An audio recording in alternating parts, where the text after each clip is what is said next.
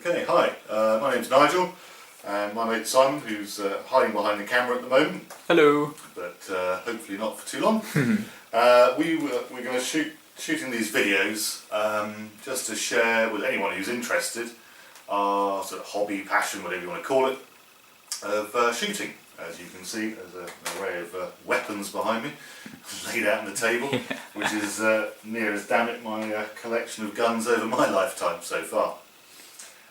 So our plan is to shoot a number of videos, the first one being this one, part one, which is I'm going to discuss the various guns that I've acquired over the years and things I've learnt about them, and pass on some of that information which hopefully will be useful to anyone thinking about buying a gun for whatever use. And then the second video we will take them all out target shooting and show you what they can do, and different calibers, different types of, so we've got air rifles, 2.2 rifle and an HMR17 in that collection. So we'll show what each rifle is capable of, how accurate it is at different ranges, and hopefully show some of our shooting skills, or lack of. Or lack of, yeah. Yeah, we don't know about that one yet. And then the next video we would like to go out night shooting. We'll probably go out night shooting with the Land Rover, which will be a bit of fun, and show the different tactics and skills that are incorporated in that. And then we'll probably go out on a daytime shoot, hopefully on a nice summer day, unlike today, which is absolutely grim out there. Awful today. Yeah, and blowing a gale and chucking it down the rain. So yeah, nice summer's day, and maybe go out and stake out a warren or something, and again discussing the different types of gun, different uses for them, and various tactics involved. And then maybe we'll just go for a wander in the woods and see what we stumble upon. And also hope to sort of share with everyone not just the shooting, but being out in the countryside and the pleasure of that as well. Yeah, and it is a lot of fun. Being out with nature and the things you see over and above what you want to shoot at as well. Yeah. So, right, let's get started on today's video, which is the various guns that I've collected. Now this, funny enough, I found down the cellar, I've kept hold of it obviously, is the first gun I ever bought. It's a BSA Mercury 2.2 air rifle. It's spring powered, and it's a break barrel, so basically to load it you have to break the barrel, pull it back there until you hear that click, which is it locking on the trigger mechanism, and then you get a 2.2 air rifle pellet, pop it in the top there, and then close it up, and then you're good to go. No safety catch on this at all, so I'm keeping my fingers well away from the trigger. Yeah. Let me just decock it. So I just pull that back, as you can see now it's very loose.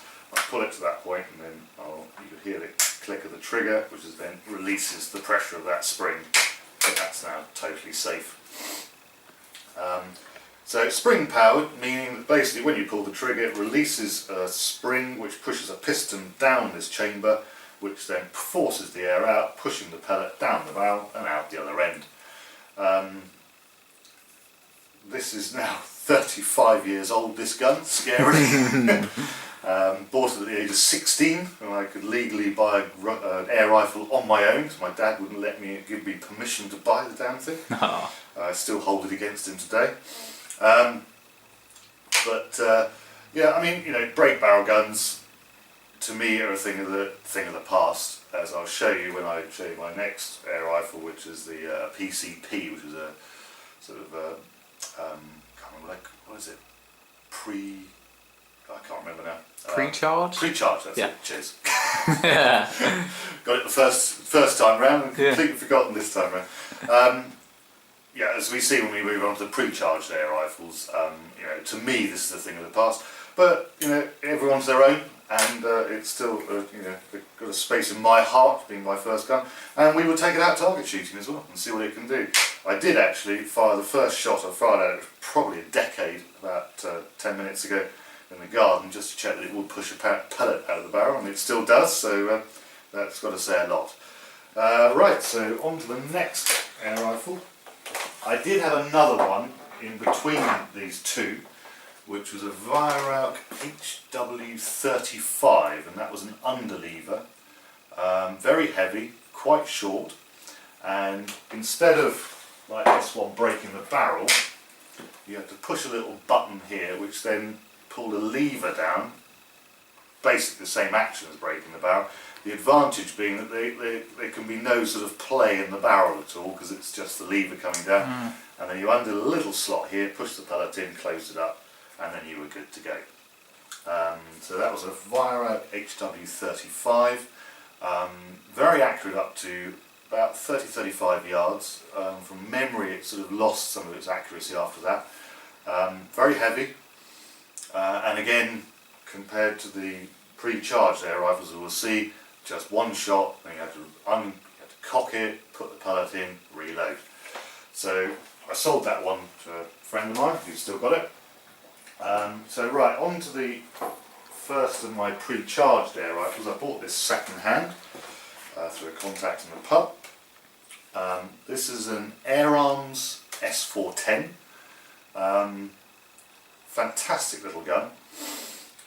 Very short, as you can see. Extremely light, almost like a toy. It almost doesn't feel like a gun. And really lovely little piece of kit. Now this comes with one of these. I don't know if you can see that clearly. Can you zoom in on that bit, sir? Yeah. So this is a 10-shot clip, and it's 10-shot whether you buy the 2.2 version or the .177 version, I'm pretty sure. Got that clear? Yep. And I keep it the same distance. Basically you can see that there's a gap through there, and if I wheel the wheel around, there's a pellet. Yeah. So to reload it, you just fill up all the holes with pellets, effectively. Makes sense. And this clip, right, see that bolt, I'm going to pull that bolt back, all set. Yep. Pull that bolt back, so that's the first part of the cocking motion. I'm just going to make sure there are no pellets where I'm going to put it in, so I don't actually load it. And then you just slide that clip in. Now if there was a pellet in that hole, in the gap, I'd push that forward, that would now be loaded. Yeah. Again, this gun has no safety catch. I do believe there was a kit that you could buy to put a safety catch on, and maybe they do have safety catches as standard now. I don't know, but this one hasn't got one. And then to reload it, you literally, so if I'd fired my shot then, I'd pull the bolt back, push it forward, that is now reloaded again. Good to go. 10 shots in the clip.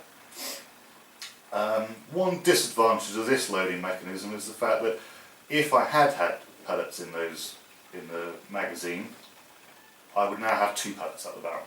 Right. And there's nothing to stop it doing that.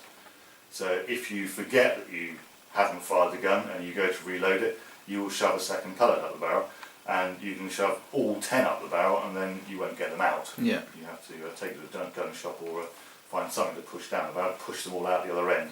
So that's one little downside of this gun, plus the fact that it hasn't got a safety catch as standard. So I've just decocked that now, so you just pull that back out, slide that one out, and then I'm just going to pull the trigger and release it, so now they're safe. So in summary, the Arms S410, it's still actually my favourite gun, because it's just a wicked piece of kit. It's very quiet, very accurate, very light, short, and I have shot hundreds of rabbits. I don't know exactly how many, but it literally is hundreds of this. But to be fair to the gun, and not sound like I'm an advert for Arms, there were hundreds or thousands of rabbits where I first went to shoot with this. Yeah. So I had just, I'd go out at night and shoot 20 rabbits with it, and so have to stop to skin and gut them all because I had so many targets at close range available.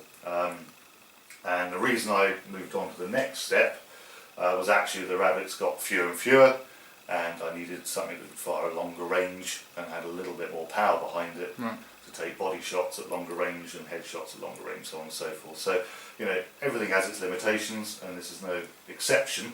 But as I said, a fantastic first gun. Another slight downside of all PCP guns is you've got to charge them. There are different ways of charging them. You can pump them up, but I use a diving cylinder, which you can get from any diving shop. And to fill this one up, you see that clearly? Yep. Unscrew this piece, and then that would clip onto that, like a hydraulic clip onto there, and then you just undo the tank until it fills up. And then under it, there'll be a slight release of air at that point, and then you screw that back on. It does have a pressure gauge there to tell you when it's full, and it gives you a rough guide as to when it's going down.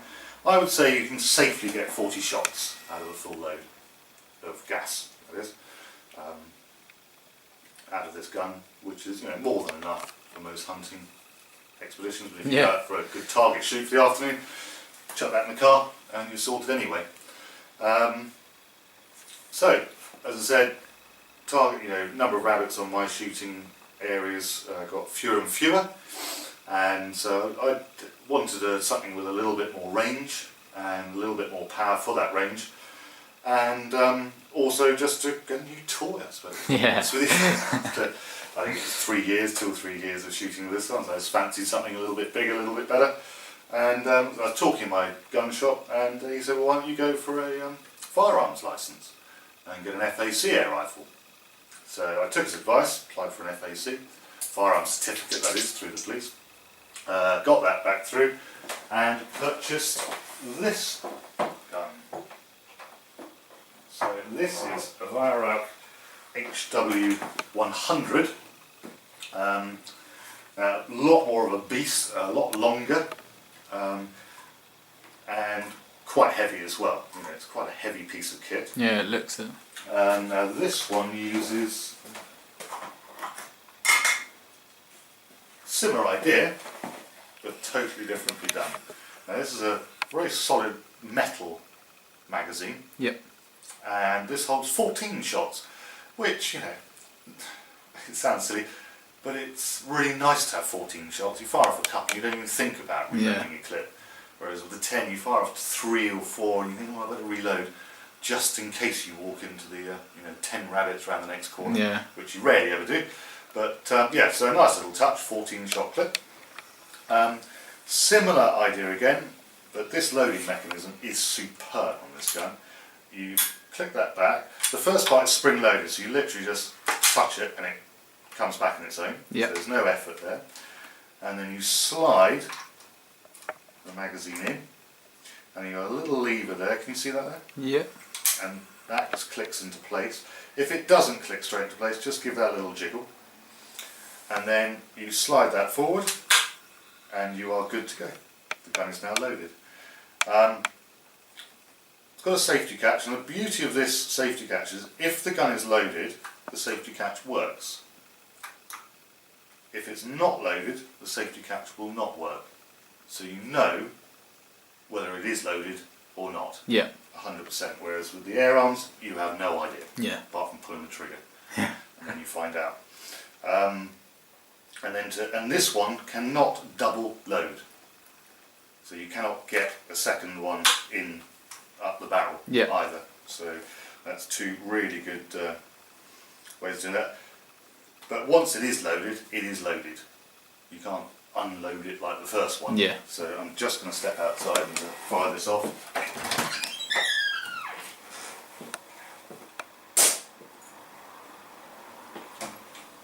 Okay. And then to take the clip out, all set. Yep, zoom in. You just bring that back, click that little button back, and it just slides out. Easy. Easy peasy. And just slide that forward, and we're good to go. All nice and safe. So, summary of the Virac HW100 FAC. This is firing at about 36 foot-pounds, and it's a 2.2 version. Pretty sure you can get 177 in FAC. The one big learning curve I had with this gun was pellets. When I first got it, it really wasn't very accurate, and I was on the verge of sending the gun back. In fact, I took it to the gun shop to send it back, and they said to me, "Have you changed pellets?" And I said no, and I had to go up to far heavier pellets, 21 grain pellets. I was using about 15, just standard air gun pellet, Ely Wasp I think it was. So I went up to a 21 grain pellet, which was Barracuda Match. So a lot heavier pellet, but that sorted out the accuracy. What was happening, we think, was that on the lighter pellets, as it's splitting the skirt, just fraying it out, bulging it out because of the sheer amount of air pressure, which then obviously sets the pellet off on a bit of a spin. Yeah. And I was getting groupings, really sort of that big at about 45-50 yards, which is absolutely rubbish for shooting at rabbits. When I changed the pellets to the heavier, chunkier ones, I was getting groupings of about 35-40 yards. Big difference. So big difference. Being an FAC air rifle, a lot more punch. It's about 3 times the power of the S410. So you can really go for the chest shots, and headshots. Everything's just a lot more effective. But I would honestly say, I mean, I'm sure it would kill a rabbit up to 80 yards, but trying to hit it at 80 yards, because if you set your sights up about 35 yards, about centimetre high, which is what I tend to do, that will give you up to 45 to 50 yards without any real significant drop, and then after that at 55-60 it drops by about that much. Wow. So if you're trying to judge at night from a moving Land Rover with a moving target, whether it's at 45 or 55 yards, yeah, that will be the drop that you'll get, which means you just miss it. Yeah. So, the FAC air rifle in that way was a bit of a disappointment. I thought I was going to be shooting things at 60, 70 yards with no problem, but actually, that to me was their limitation. If you could fire lighter pellets through it, then you could get a flatter trajectory out of it. But you can't, because then you can't hit anything. Yeah. So you just find yourself in a bit of a catch-22. So you have to go to the heavier pellet, which then makes your trajectory worse, which shortens your range. Yeah. So I would say, in my humble opinion, that really the FAC air rifle, this one anyway, I don't know if any of the others are any different, because I haven't tried any others, up to 45 yards, it's very, very good. Chest shots knocks them straight down. Headshots again, really good power levels, but it didn't give me the range that I was after, if I was to be really honest with you. And the accuracy problem in the middle was a massive disappointment. Tea quickly. So, had the HW100 for a couple of years, I think. Shot a lot of rabbits with it. Yeah. Again. And again, on my shooting territories, the rabbits got even thinner and even smarter. Well, not thinner physically, but less of them, and got even smarter. So I fancied a new toy as well. So I took a massive leap to buying a thing called an HMR17. And that is this one back here. Let's get the right one. No. So the HMR17, now there's a common thread here, another Virab. Yeah.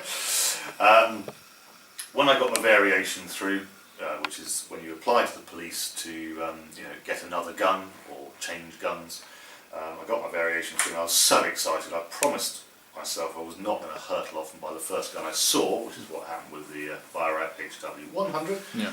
And that's exactly what I did do. Just grabbed my mate and jumped in the car, drove all the way to Exeter, which, to be fair to myself, had a decent range of HMR17 guns. Yeah. I chose this one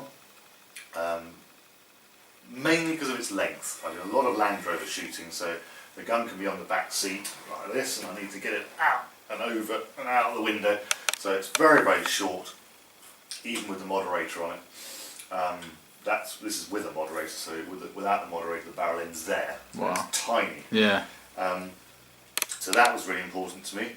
I just love the feel of it. It's just got a really lovely action to it. It's obviously got smoother as it gets older, but it just felt really good in the shot. And quite frankly, that's pretty well all you've got to go on, because you can't shoot them. Yeah. You always walk out of a gun shot with a gun that you've never fired. Yeah, it's very true. And it was also my mate who's a very expensive, experienced is the word I was looking for, experienced shooter. said to me, you know, I'd love to have one of those, but I didn't want to afford the extra couple £100. Yeah.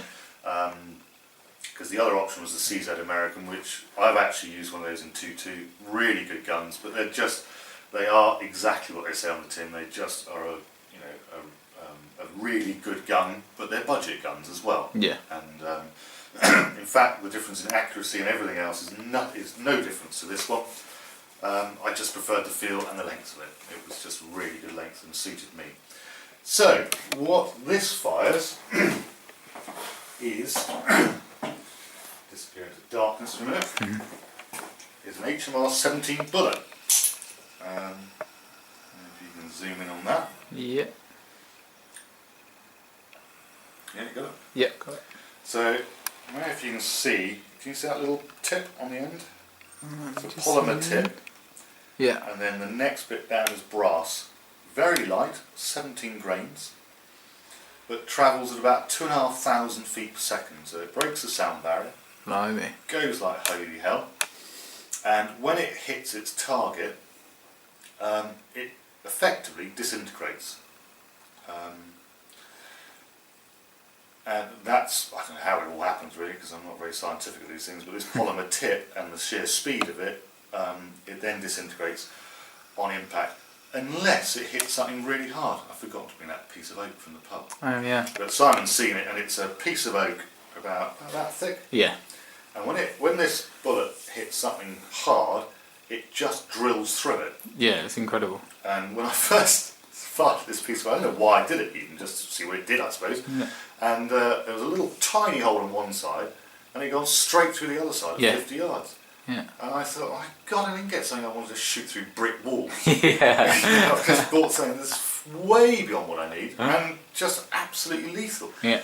But when you fire it at something soft, like a rabbit, it will just completely disintegrate, and it will punch a hole about that big Yeah. in a shoulder of a rabbit, say, but only about that deep. Yeah. Isn't it? It's just a blast. Yeah.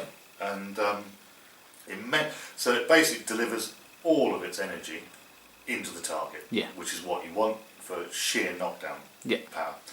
So it comes with a 4-shot clip. I haven't been able to find anything bigger than a 4-shot clip, which is a bit frustrating, I must say. But you get used to it, and the number of occasions I've ever needed more than 4 shots in one go. And also you can put one up the chamber, so gives you 5 shots. Yeah.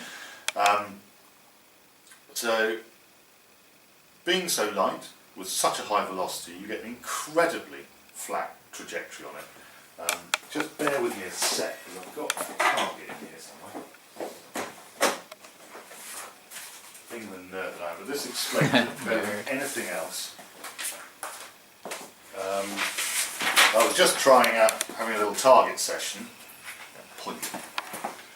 because I bought some different ammo, because the gun shop had run out of the ammo that I normally use, so I just thought I'd check it. So here we have got, let's just stick with one type of ammo. This is 3 shots at 50 yards, can you see those? Yeah. So that's 1 in the pen mark, 2, 3. This was 5 shots at 60 yards, so you got 1 in the black, 2 on the edge for 5. I then wound it up to 5 at 80 yards, so that's that 1, 2, 3, 4, and there's another one there, Yeah. 5. And I haven't touched my sights at all in any of this, and I'm not aiming high at all, I'm aiming straight at the target. Yeah. And then this is 5 at 130 yards. Wow. 1, 2, 3, 4. That's it. Yeah. One just at, yeah. It's just inside the top right of the ring. Where? Half of it. You can see. I can see it. I got Yeah, it. it's Yeah, crazy. I got it there. Yeah. Yeah. I lost it from there. Yeah. And I missed the entire target with the first shot. So yeah, 1, 2, 3, 4, 5 at 130 yards. And then I took it up to 150 yards. And I got 1, 2, 3, 4, and 1 was just about over here, and the arrow pointing there. Yeah. Just clipped the edge of the plywood. Yeah. So that shows you, and actually there is somewhere, is there one at really close range? 60. Oh, and there's 2 at 15 yards. Oh, yeah. So you got 15 yards, 50 yards, 60, 80 and 130, and you don't need to allow for height at all. Yeah, it's crazy. And so that's a huge advantage of the Yeah. HMR round. And even at 150 yards, and this was all done with my I can't remember what it's called, sight finder, range finder. Right. So it was pretty, and I paced it out as well, so I was not mucking around on distances at all. Yeah.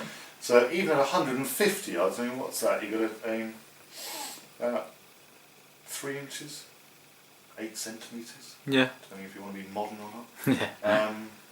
High at 150 yards, or you can shoot them at 15. Yeah. So very, very flexible. So with the HMR17, you've got an incredibly flat trajectory, huge knockdown power. Yeah. So there's got to be some disadvantages, Yeah. and one of them is noise. It's a very noisy gun. Because it's firing beyond the speed of sound, it creates a little sonic boom of its Yeah, own. it's incredible. And even with, this is an LEI, Law Enforcement International, I think it was called, Right. moderator, very expensive, 130 quid for that little lump of metal, Christ. which is supposed to be one of the best you can get. And it's still very noisy. Yeah. Because you can't silence a supersonic bullet. No. It's just that simple. Yeah. So you can take out the muzzle blast, take the moderator off, and it's like a cannon going off. Yeah, it's incredible. Yeah. So it's very noisy. So if you're shooting in a noise sensitive area, it is not the gun for you. No, definitely not. If you're shooting around near people, as in hundreds of yards away, it's going to echo all around the place. Everyone's going to know you're there. The other disadvantage of it is, the advantage is its disintegration factor, which means that it's a very safe bullet compared to a lump of lead, because if it hits a stone or a flint or something, it is on impact breaking up. So although you hear the sound of ricochet, it is disintegrating in mid-air after that moment. Any vegetation or undergrowth, it is just disintegrating. Yeah. So unlike a solid lump of lead flying through the air, which if it hits an angular flint is going to fly off 150 yards in any direction, Yeah. which makes it very safe. Downside is you cannot shoot through any form of vegetation at a rabbit. So if it's behind a little bit of grass or a bit of wheat or barley, the tiniest branch, forget it. Yeah. It's just not even worth taking the shot. So Yeah. you have to have a totally clear shot. In a way it's good news, because it stops you, maybe taking a shot you shouldn't do. But it is frustrating when all that's between you and a rabbit is a few blades of grass. Yeah. And, it just won't get there. So, this is a Virag HW60J rifle. And what really makes it the gun that it is the calibre it's firing, is the HMR17. And as you'll see when we target shoot it, it's very accurate, wonderful, fantastic trajectory. Hopefully we'll prove that again. Yeah, we'll see. Well, no, I've got proof of it there, that's real, Yeah. but hopefully we'll prove that we can do it again. Yeah, yeah. Because that was a good result to show so definitively how capable it is. So very flat trajectory, very good knockdown power. Downsides, noisy, can't punch through even the tiniest amount of undergrowth. You've got the ricochet thing is another advantage, and the other one is the ammo is quite expensive, about 25p a shot. Blimey. Yeah, so I'm sure you can probably get cheaper ammunition if you buy it in greater quantity, because I can buy 300 rounds each time, as on my firearms certificate, but 25p a shot, yeah, I mean you don't go out, prattling around for an afternoon rattling off 100 shots Yeah, that's very true. without thinking about it. And in comparison to a 2.2 rifle, which we're about to move on to, which is about 9 to 10p a shot. So, take your choice. Yeah. I would say if you're shooting from sort of 50 to 100 and something yards, this really is the most awesome weapon. You Yeah. don't have to worry about distance, what the bullet's going to drop or anything else. And in a sport that is actually killing rabbits, it's most definitely the one I'd prefer to be shot at if I was a rabbit. Yeah. Because if it hits me, I'm a goner. it misses me, it's not going to ricochet and No. injure me Injure or me, injure anybody yeah. else or anything else. You know, it has the most phenomenal knockdown power, as again we'll show when we actually take it out shooting rabbits. We'll show you the damage it does. And lovely little gun. I've got no complaints about this apart from the first magazine that came with the gun. It always jams on the last shot. I've worked out how to fix it, but in the meantime I bought another magazine which is absolutely fine. Yeah. So I now have a spare magazine that jams on the last shot. Yeah. Right, so I then, because of the noise factor really, some of my shooting areas, sorry, get back in the light. Yeah. Some of my shooting areas were noise sensitive. People, you know, complaining because their dogs are cowering under the beds, and one landowner, in one case, said their Labradors were scared, so they asked me not to shoot anywhere near the farm. Yeah. So it made the HMR pretty useless then. Yeah. And that landowner lent me a 2.2 rifle, subsonic, and with a moderator on it. And that was a CZ American, which I mentioned earlier. Yeah. And I discovered what an awesome little calibre that is as well. Pretty well as silent as the air rifles, you know, just a little fut. Firing the ammunition I've got is firing 38 grain bullet. At about, on the box it says 1200 feet per second. So wow. delivering quite a whack. Yeah, big punch. So I set the sights up for 50 yards, firing about a centimetre high again. And that is good for 75-80 yards. So really, in hindsight, I would say I would have gone straight for a 2.2 subsonic rifle. It was what I was really after when I got the FAC air rifle. Yeah. I think would be the honest summary of it. So I would have, in hindsight, I would advise anyone, if they can, if they've got enough shooting ground and can get the FAC firearm certificate, go straight to a 2.2 rifle, rather than, you know, take the middle jump of the FAC air rifle, because it's really what I was after. You know, 50, 60, 70, 80 yards. I mean, I take them up to 100. I work out, well, it's about 90ish. I work out as about a sort of, you know, 2-inch drop at about 90 yards. Yeah. So, you know, I've got a quiet, very effective, good knockdown power, very good knockdown power. Nowhere near as good as the HMR, but very solid knockdown power. Gun and ammunition, you know, 9p a shot rather than the 25p with the HMR. And one downside of it is ricochets. You've got a solid lump of lead flying through the air at 1200 feet per second. If it hits a flint, it is going anywhere. You have no idea where it's going.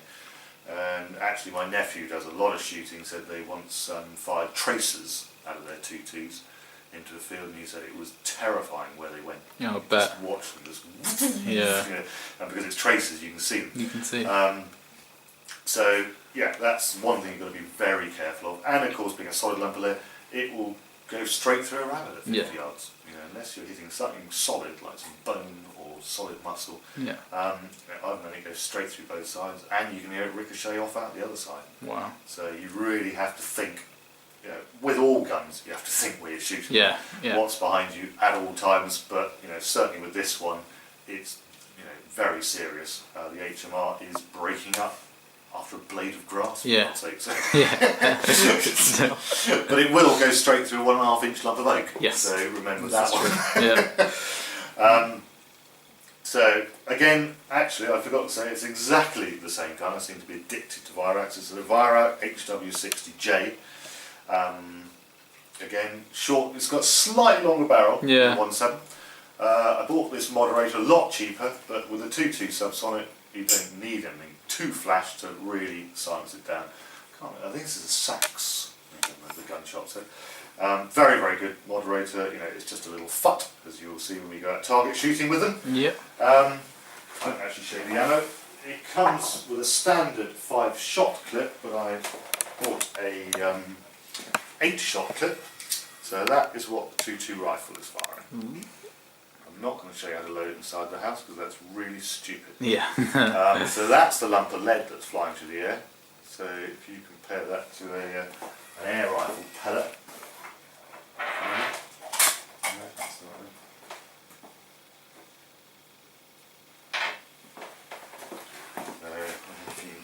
balance that on the end of my finger. Actually, it's put. Oh, no, I can't do that. Twizzle around. So that's the air rifle pellet. So that's a 21 grain air rifle pellet. That's quite a beefy air rifle pellet. That's a 38 grain 2.2 subsonic pellet. It's also, these are hollow nose, so I think it helps to expand it when it hits its target. And the rest of it is basically the charged gunpowder, which sends it on its way. And they just slip into the clip like that, or pop out of the clip like that. So 8-shot clip, which is, it's nice to have, but actually a 5-shot clip would be fine. Yeah. I just always like to have a spare one, because without this the gun is pretty useless. You can reload it, but it's the most fiddly, faffy process on the planet.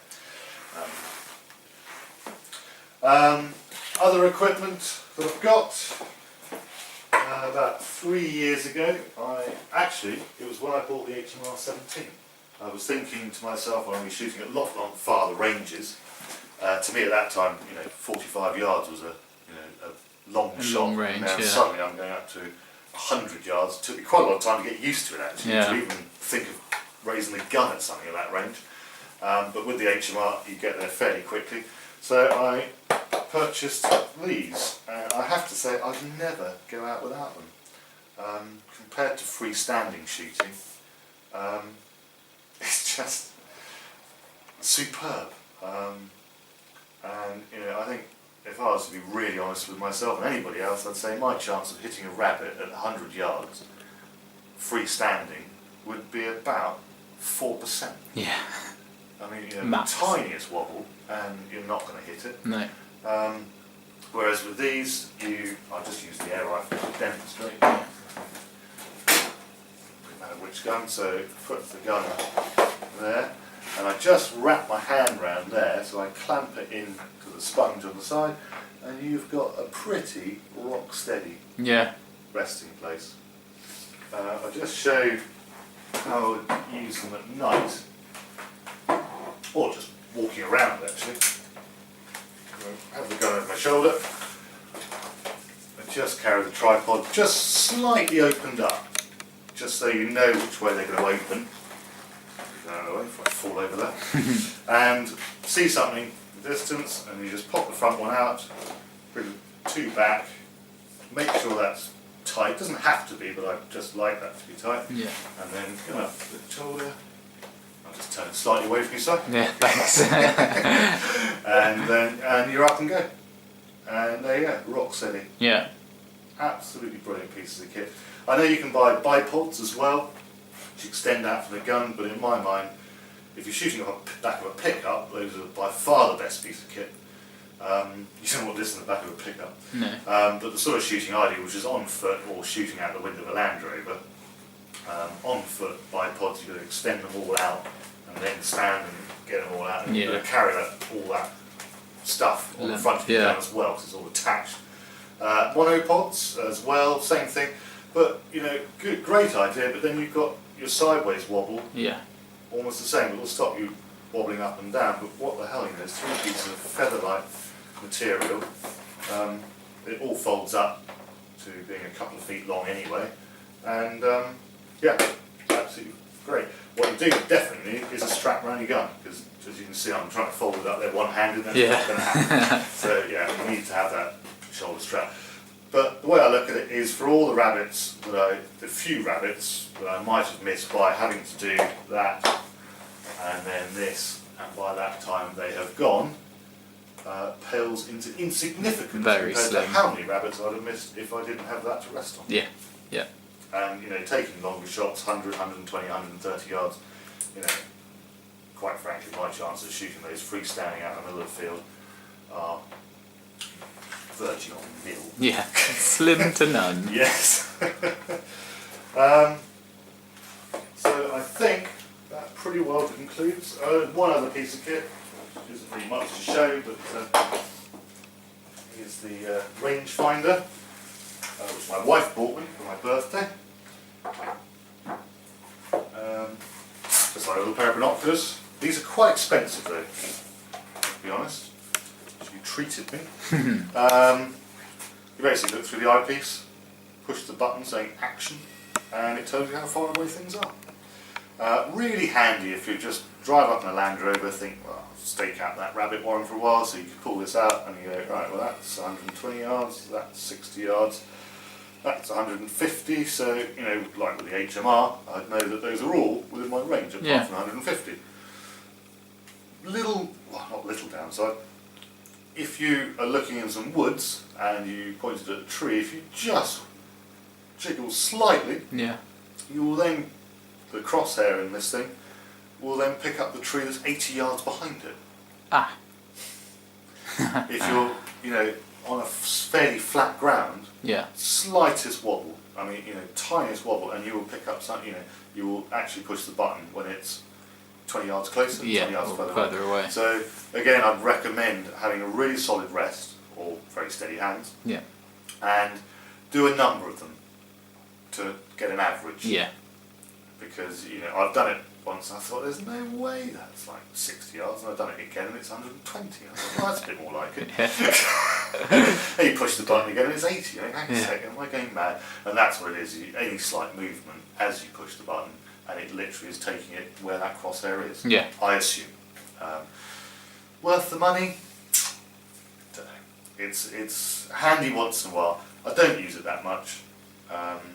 But then it was bought before the winter, so most of my shooting is out of the Land Rover, so there's no use to this whatsoever. Got enough to handle driving a Land Rover, shooting a gun out the window, and everything else without trying to find out how far away they are when they're running away and I'm driving, which would be completely pointless. But in the summer, I think it'd be a lot more handy and become more useful. But whether they're worth the money, I think it's more of a deer stalker's tool than a you know, the sort of type of shooting that I'm doing, the type of guns that I've got, to be honest with you. But it's a luxury item to have.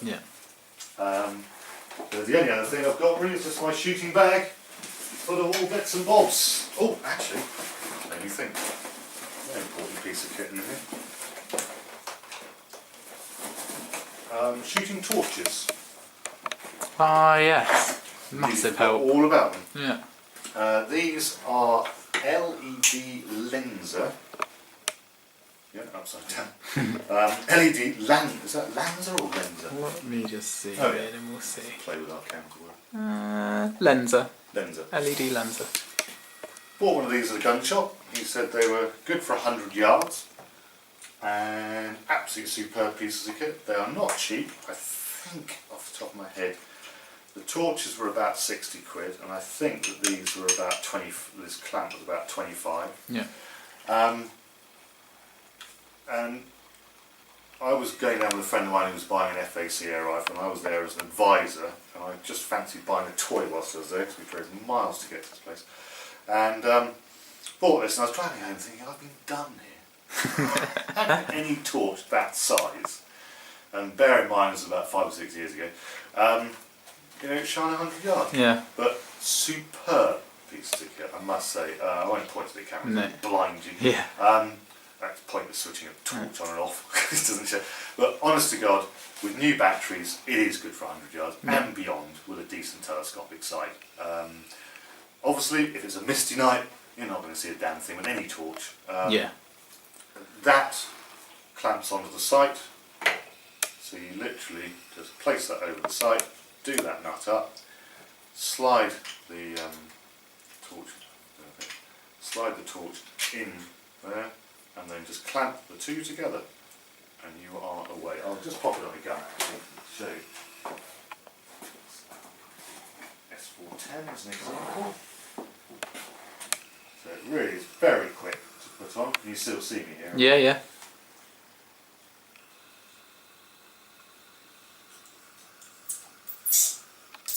And that is it. It's on.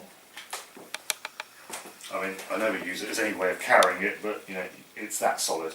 So it's really solidly on.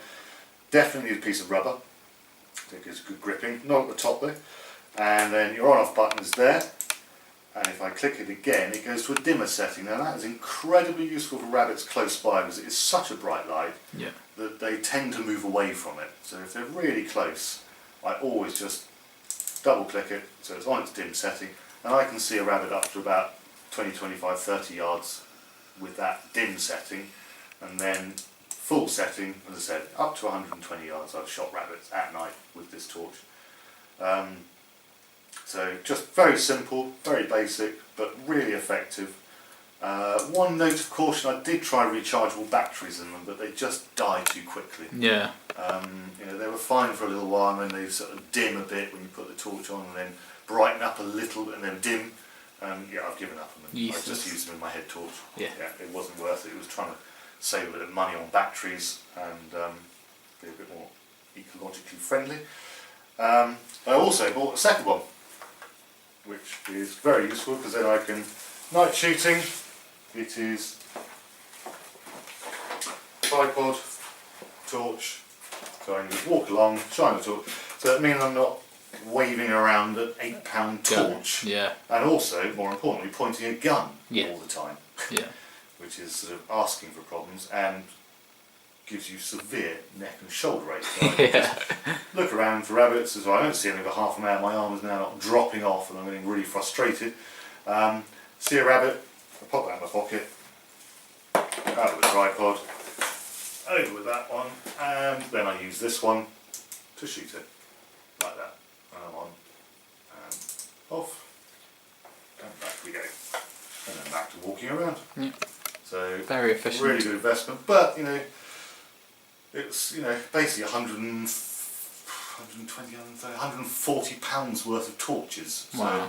you want to make sure you're going to be doing a fair bit of night shooting, Definitely. I think, before you